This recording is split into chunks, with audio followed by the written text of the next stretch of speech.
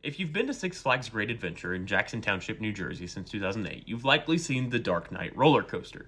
But what you likely didn't realize is that this particular roller coaster sits in front of the location of the deadliest amusement park disaster in American history.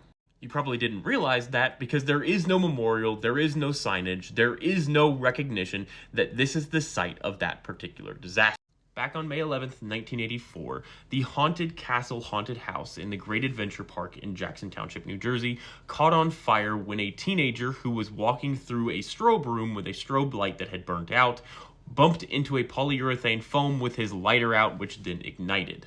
Now, he attempted to extinguish the fire but was unable to do so and it exited the building.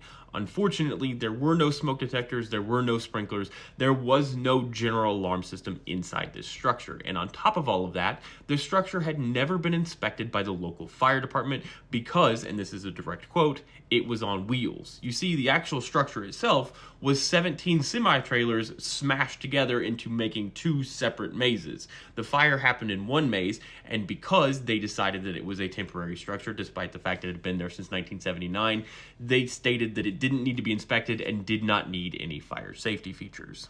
Now, several other guests who were inside the structure at the time saw the fire, started screaming about the fire, and ran out and notified employees and the local fire department.